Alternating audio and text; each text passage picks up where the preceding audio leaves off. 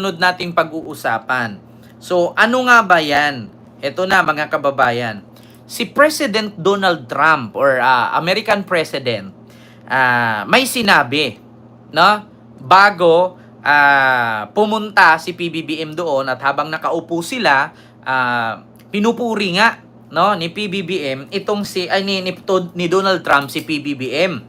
Ngunit nung patapos na yung usapan bandang huli, binira si Duterte.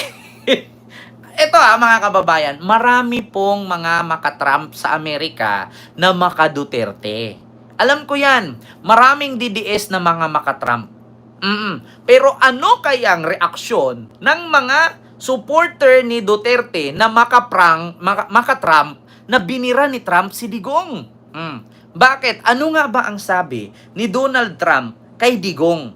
Kasi ganito mga kababayan, si PBBM po pumunta ng Amerika at pinag-uusapan nga nila dito itong taripa-taripa na about sa 19% tariff no ng Amerika galing sa Pilipinas, pero ang Pilipinas walang tarepa na makukuha mula sa Amerika. Bakit? Kasi ang kapalit, halimbawa, ang tarepa, ito ay example ko sa inyo kasi ito mga kababayan, isa ito sa minamanipulate na naman ngayon ng mga DDS. Yung pagpunta ni PBBM doon, ano daw ang napala ni PBBM na pumunta ka pa doon, nagsayang ka ng pondo ng bayan, tapos ang iuwi mo yung 19% na tarepa.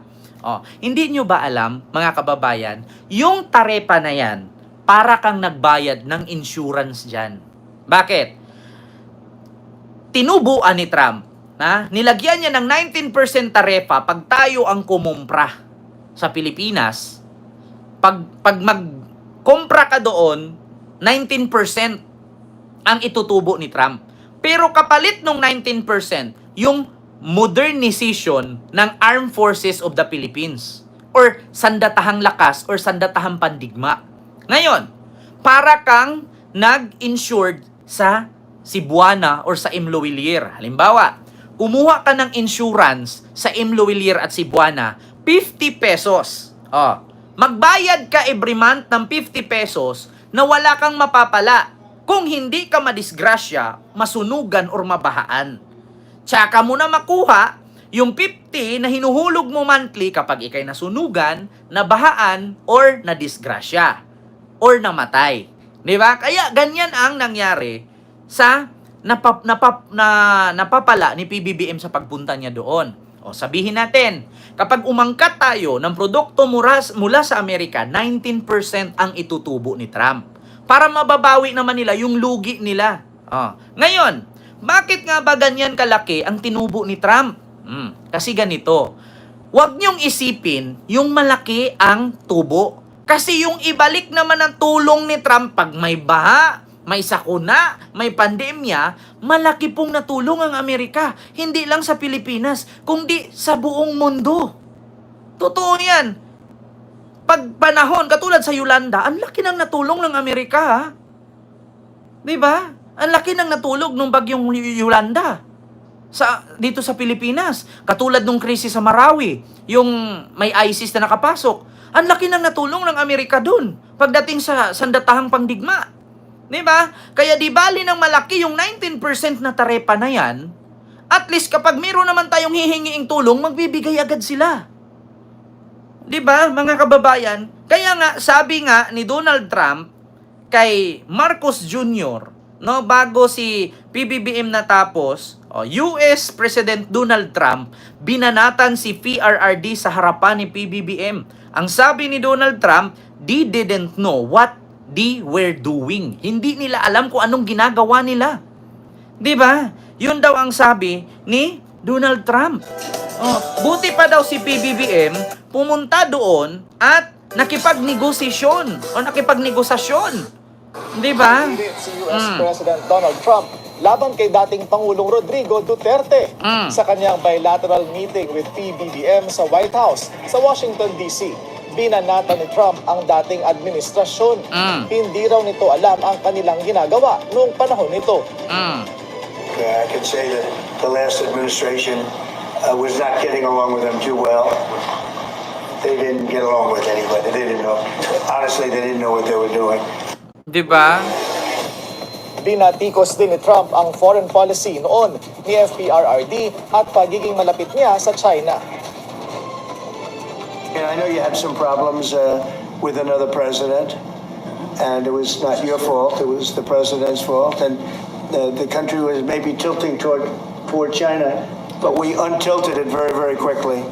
But you know, you had a country that was tilting toward China for a period of time, and I just don't think that would have been good for you. You can deal with China, you should deal with China, but when I got elected, everything changed, and they came right back to us. 'Di ba? Oh, sabi ni Donald Trump, mas pinaburan daw ni Digong ang China, mas pinahalagahan daw ni Digong ang China, pero ending nung natapos ang termino ni Digong, ngayon bumabalik din ang Pilipinas sa Amerika. 'Di ba? Kumbaga, parang napapahiya si PBBM doon sa kasalanang hindi naman niya ginawa. Sinalo ni PBBM yon. Kung ako kay PBBM noon, magsasalita ako, Mr. President, parang hindi po maganda yan kasi kasalanan po ng administrasyon niya na katulad niyan, binubuli kami ng China dyan sa West Philippine Sea, binubomba kaming water cannon. So syempre, wala naman kaming kagamitan pangdigma, wala naman kakayahang lumaban, so lalapit kami sa inyo, hihingi kami ng tulong. Kaya nga sabi na ni Trump, tignan nyo yung last administration, puro kapit, puro kampi sa China. Tapos ending, binubuli ng China. Ayan, minamaliit ng China, pinagtatawanan ng China. Tapos ngayon, babalik kayo sa akin, manghingi kayo ng tulong. 'Di ba? Oh. So, yun ang nangyari mga kababayan. Kasi nga, hindi daw alam ng last administration or nakaraang administrasyon ni Digong kung ano ang ginagawa nila. 'Di ba? Oo. Tapos, ang sabi pa ni Digong, simula daw nung naupo si PBBM, hindi daw si Digong, hindi daw tayo nabully ng China. Ito ipapanood ko sa inyo mga kababayan. Hindi daw tayo winatir cannon, hindi daw tayo binubully ng China, hindi daw tayo minamaliit. Totoo ba? Hanapin ko lang dito mga kababayan kung totoo yung sinasabi na hindi tayo minamaliit ng China. Hindi tayo binubully ng China. Ito. Wait lang mga kababayan kung ito ba yon. Wait lang. Hindi yan.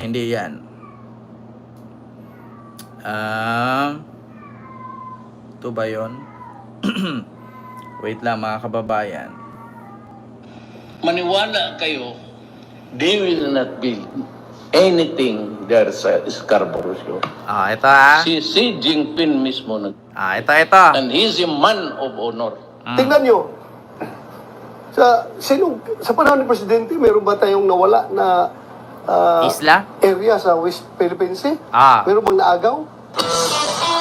Pakinggan ninyo. Si Bato at si Digong. Ang sinasabi nila, inoccupy daw ng China ang ating territory. Wala po yun na tayo ay sinasakop na. Ano-ano po ba inoccupy ng China? Kasi ayoko magsalita nang wala akong basihan.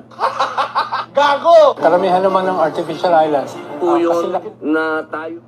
Isang syudad ay Ito mga kababayan Wait. Ulitin ko lang. ay sinasakop na. They will not build anything there sa Scarborough Show.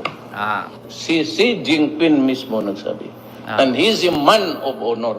Tingnan nyo, sa panahon ni Presidente, meron ba tayong nawala na area sa West Philippine Sea? Meron bang naagaw? Pakinggan ninyo yan. Sa panahon ni Digong, may naagaw ba daw?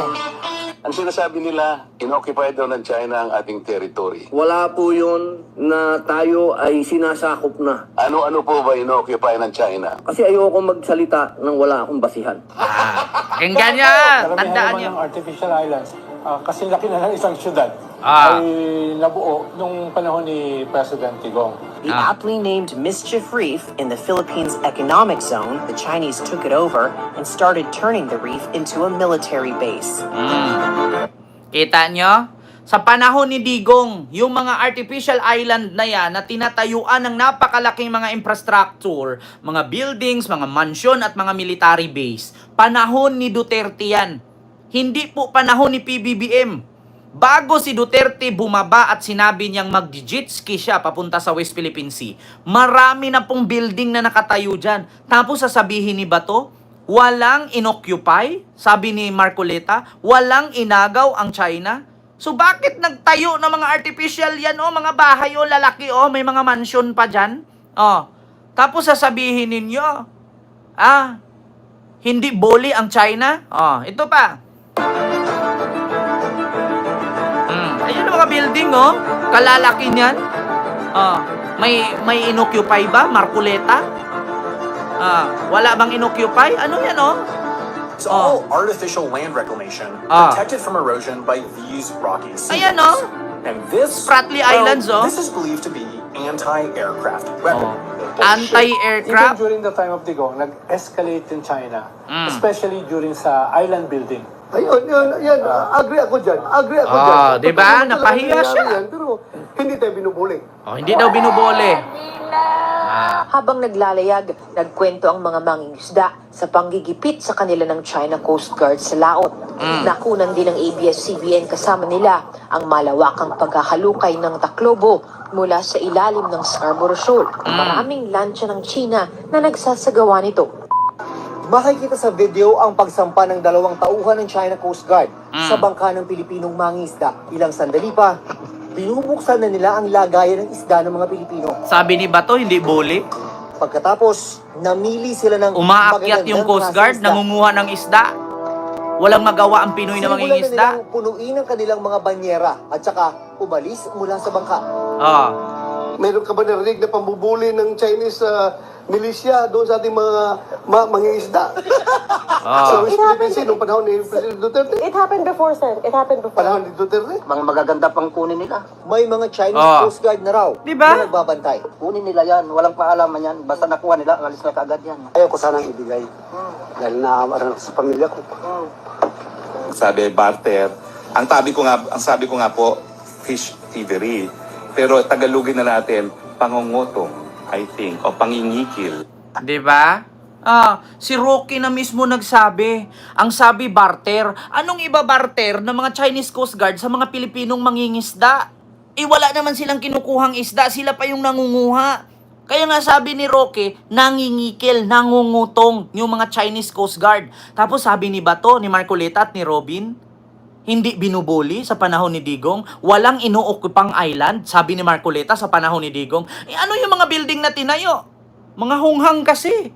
Akala siguro nila mga Pilipino nakapikit. Kaya nga sabi ni President Donald Trump, yung late or last administration ni Duterte, they didn't know what they were doing. Hindi nila alam kung anong ginagawa nila. Kasi nga, marinig mo kay Bato, walang ganito. Marinig mo kay Digong, may ganyan.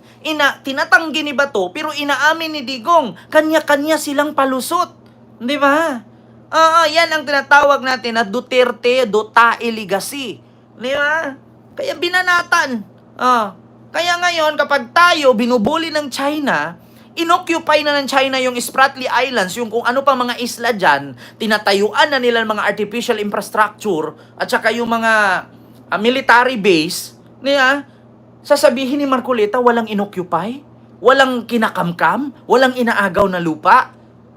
Hihingi ba ng tulong si Pangulong Bongbong Marcos sa Amerika para meron tayong pangdepensa? Hindi naman po siguro tanga si PBBM. Tapos sasabihin nila, kung matapang ka Marcos, girahin mo yung China. Mamaya, susunugin ko kayo dyan. Sino daw ang makikipaggera sa China na isang pitik lang daw tayo, tunaw na agad? So ito, mga kababayan,